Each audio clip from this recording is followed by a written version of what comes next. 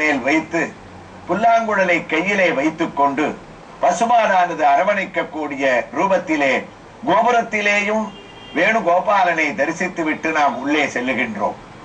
அழகான பலிபீடம், அதை தொடர்ந்து கொடிக்கம்பம்.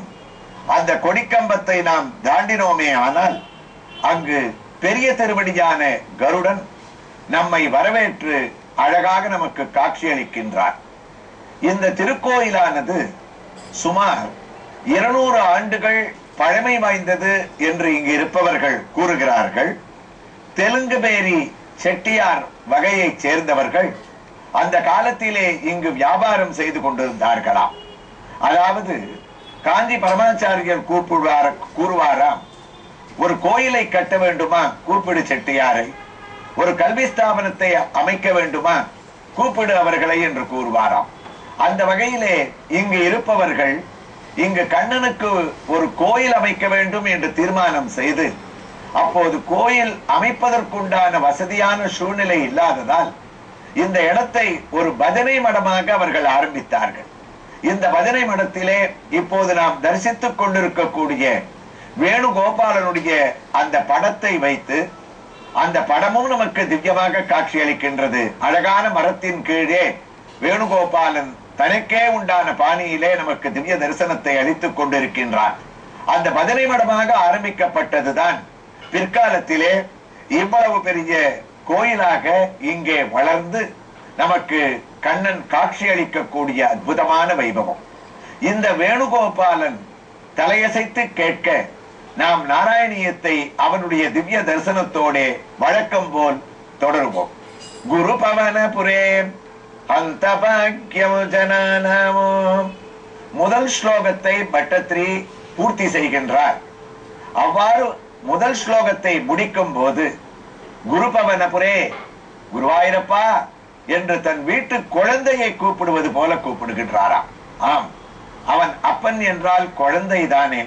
குருவாயூர் இருப்பவர்கள் கூட அவ்வாறுதானே அவனை தினமும் குருவாயிரப்பா குருவாயிரப்பா என்று நாம் உள்பட அழைக்கின்றோம். குருபவனபுரே என்று கூப்பிடுகின்றாராம். நீ தலையாட்ட வேண்டிய சமயம் வந்தாகிவிட்டது, தயாராக இரு என்று பகவானுடன் உரையாடுகின்றார். நாராயணியத்தினுடைய அழகே அதுதானே. குருவாயூரப்பனுக்கும் நாராயண பட்டத்திற்கும் நடந்த சம்பாஷணைகள் தான் நாராயணத்தினுடைய ஒரு பெருமையே. இறைவனோடு பட்டத்திரி மட்டும்தான் உரையாடினாரா? அவருக்கு மட்டும்தான் அந்த பெருமையா? மற்றவர்களுக்கு கிடையாதா என்று நமக்குள்ளே ஒரு கேள்வி எழுகின்றது. எவ்வளவு பேர் பகவானோடு உரையாடி இருக்கிறார்கள்? ராமானுஜர் திருவேங்கடமலையிலே எம்பெருமான் ஸ்ரீனிவாசனோடு பேசியிருக்கின்றார். குலசேகர ஆழ்வாரும் அதுபோல அவனோடு பேசியிருக்கின்றார். திருக்கச்சி நம்பிகள் காஞ்சிபுரத்திலே வரதராஜ பெருமாளோடு பேசியிருக்கின்றார். ஔவையார் விநாயகரோடு பேசியிருக்கிறார், முருகையோடு பேசியிருக்கிறார், அருணகிரிநாதர் முருகரோடு பேசியிருக்கிறார். முத்துசுவாமி தீட்சிதர் மதுரையிலே நவாவரண கீர்த்தனைகளை பாடிக்கொண்டே மீனாட்சி அம்மனோடு பேசியிருக்கின்றார். இது போல எத்தனை பேர் பகவானோடு பேசியவர்கள் இருக்கிறார்கள். ஆழ்வார்கள் எல்லாம் பகவானோடு நேரே பேசியவர்கள். இவ்வளவு பேர் இருக்க பட்டத்திற்கு மட்டும் என்ன பெருமை? நாராயணியத்திற்கு என்ன பெருமை? இதில் ஒரே ஒரு வித்தியாசம். நாம் சொன்ன அனைவரும் ஏதாவது ஒரு சந்தர்ப்பத்திலே ஏதாவது ஒரு சமயத்திலே பகவானோடு உரையாடி இருக்கிறார்கள். ஆனால் நாராயண பட்டத்திரியோ நாராயணியத்தை முடிக்கும் 100வது நாள் வரைக்கும் 100 நாட்கள் தொடர்ச்சியாக அவனை குருபவனபுரே குருவாயூரப்பா என்று கூட்டு அவனும் தலையசைக்க, தான் பதில் பேச, ஒருவரும் உரையாடி கொண்டும் சண்டை போட்டுக் கொண்டும் பிடிவாதமாக பேசிக்கொண்டும் அந்யோன்ய பாவத்திலேயும் பக்த பாவத்திலேயும் இவர்கள் உரையாடியதுதான் நாராயணியத்திற்கு பெருமை. அதனால் முதல் ஸ்லோகத்தை முடிக்கும் போதே குருபவனபுரே குருவாயூரப்பா என்று அவன் என்ன என்று குரல் கொடுத்தானாம். அந்த பாக்யம் ஜனானோ. அந்த ஆச்சரியம். நாங்கள் எல்லாம் பாக்கியசாலிகள். நாங்கள் செய்த பாக்கியமானது இருக்கின்றதே. எவ்வாறு நான் கூறுவேன்? அப்போது குருவாயூரப்பன் கூறினானாம், நீங்கள் பாக்கியம் செய்தீர்களோ இல்லையோ, நான் பாக்கியம் செய்தவனாகிறேன். குருவாயூரப்பா, நீயா பாக்கியம் செய்தவன்? எங்களுக்குத்தானே புண்ணியம். அப்போது குருவாயூரப்பனுடைய கருணையை நாம் நினைத்து பார்க்க வேண்டும். குருவாயூரிலே கூறுவார்கள், பகவான் அந்த பாக்கியம் மகீயம் என்று கூறினானாம். அதாவது பட்டத்திரி சொன்னது அந்த பாக்கியம் ஜனானாம், உன்னுடைய திவ்ய தரிசனத்திற்கு நாங்கள் எல்லாம் பாக்கியசாலிகள். குருவாயூரப்பன் இவருக்கு திருப்பி பேசுவார்களோ, அதனால் இவனுக்கு பதில் சொன்னானாம், அந்த பாக்கியம் மகீயம். உங்களை போன்ற பக்தர்களை பார்ப்பதற்கும் நாராயணியத்தை ஒவ்வொரு ஸ்லோகத்தை கேட்பதற்கும் அவர்கள் மட்டுமல்ல, நானும் பாக்கியம் செய்தவன். மகீயம் என்றால் குருவாயூரப்பனுடைய கருணையை நாம் நினைத்து பார்க்க வேண்டும். ஆனால் பட்டத்திரி சொன்னால், இல்லை இல்லை, அந்த பாக்கியம் ஜனானாம், நாங்கள் எல்லாம் பாக்கியம் செய்தவர்கள். நாங்கள் செய்த பாக்கியம் என்ன? குருவாயூரப்பா, இந்த பூவுலகத்திலே உன்னை தரிசிக்கக்கூடிய பாக்கியம் கிடைக்கின்றது. என்ன அர்த்தம்? இந்த வரிகள் ஆண்டாள் நாச்சியாருடைய வையத்து வாழ்வீர்கள் என்ற திருப்பாவையினுடைய வரியை நமக்கு ஞாபகப்படுத்துகின்றது. பட்டத்திரி என்ன கூற வந்தார்? ஆண்டாள் கூறியதை அவ்வாறே பின்பற்றினார்.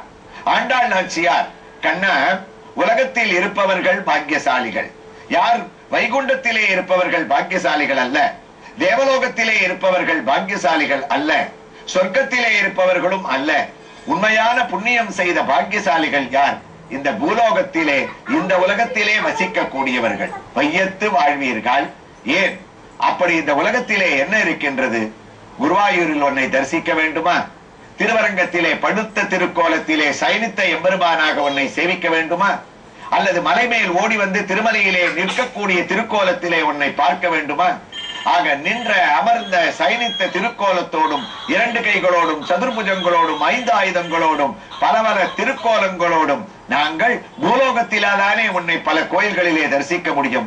வைகுண்டத்திலே ஒரே சேவை, படுத்த திருக்கோலம், எப்போது கண்ணை விழிப்பாய், எப்போது எழுந்து கொள்வாய் என்று எங்களுக்கே தெரியாது.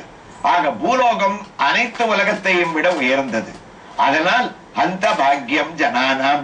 குருவாயூரப்பா, உன்னை தரிசிக்க கூடிய பாக்கியம் இந்த பூலோகத்தில் எங்களுக்கு கிடைப்பதால் இங்கு வாழ்பவர்களே பாக்கியசாலிகள் என்றாராம்.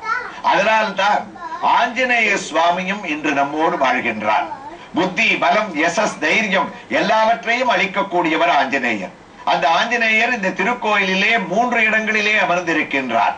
ஆழ்வாராச்சாரியர்களோடு தனியாக ஒருவராகவும், ஸ்ரீராமனுடைய சன்னதியிலே அங்கு ஒருவராகவும், பிரார்த்தனை ஆஞ்சநேயனாக ராமனுக்கு எதிரே கையை கூப்பிக் கொண்டு அமர்ந்து கொண்டிருக்கின்றார். அவருடைய திவ்ய தரிசனங்களையும் நாம் பார்க்க இருக்கின்றோம்.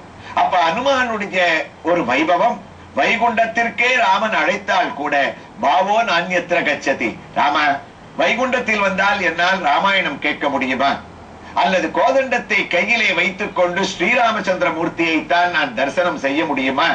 அதனால் நீயே இல்லாவிட்டாலும் பரவாயில்லை, எனக்கு வைகுண்டம் வேண்டாம்.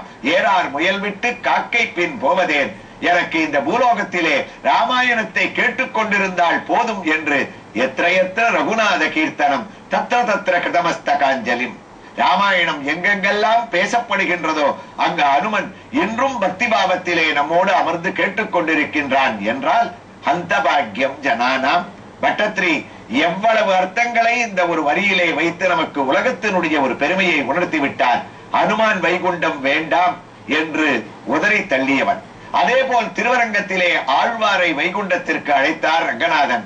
ஆழ்வார் கூறினார், பச்சை மாமலை போல் மேனி பவளவாய் கமலச் செங்கல் அச்சுதா அமரரே ஆயர்தம் கொழுந்தே என்னும் இச்சுவை தவிர, எச்சுவை இந்த பூலோகத்திலே இருக்கக்கூடிய இச்சுவை தவிர யான் போய் இந்திரலோகமானும் அச்சுவை பெரிதும் வேண்டேன் அரங்கமா நகருடானே. இந்த சுவையை தவிர எனக்கு வைகுண்டமே கிடைச்சாலும் வேண்டாம்.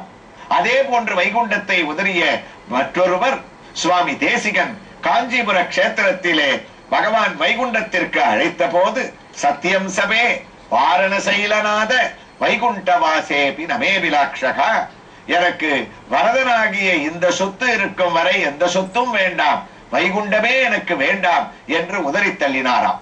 ஆக மகான்கள், ஆச்சாரிய சிரேஷ்டர்கள், ஆஞ்சநேயன் முதலிய ராம பக்தர்கள், ஆண்டாள் அனைவரும் நமக்கு கூறக்கூடிய ஒரே கருத்து, பூலோகத்திலே வசிப்பவர்கள் பாக்கியசாலிகள். இது போன்ற ஒரு நலம் தரும் நாராயணியத்தை கூட நாம் வைகுண்டத்திலே சென்றால் அங்கு கேட்க முடியுமா? கண்டிப்பாக கேட்க முடியாது. வீட்டில் இருந்தவாறே கண்ணனுடைய பெருமைகளை நாம் கேட்கக்கூடிய ஒரு உலகம் இந்த ஒரு பூலோகம். அதனால் நாராயண பட்டத்திரி கூறினார், குருவாயூரப்பா அந்த பாக்கியம் ஜனானாம். என்ன ஒரு பெரிய ஆச்சரியம்! எனக்கு இந்த பூலோக வாசிகளை நினைத்தால் பெருமையாக இருக்கின்றது. ஆச்சரியம், ஆச்சரியம். இங்கு இருந்து கொண்டே உன்னுடைய திவ்ய சரித்திரங்களை நாங்கள் கேட்டுக்கொண்டு குருவாயூருக்கு வந்து உன்னுடைய திவ்ய தரிசனங்களை அடைந்து நாங்கள் பயன் பெறுவோம். அவ்வாறு பயன்பெறக்கூடிய ஜனங்களை, பாகவதோத்தமர்களை முதல் ஸ்லோகத்தின் முடிவிலே ஆச்சரியமாக நான் நமஸ்கரிக்கின்றேன் என்று கூறி அந்த அந்தபாகியம் ஜனானாம் என்ற வார்த்தையினுடைய மற்றொரு பொருளுடைய விளக்கத்தோடு நாளை நாம் குருவாயூரப்பனை தரிசிப்போம்.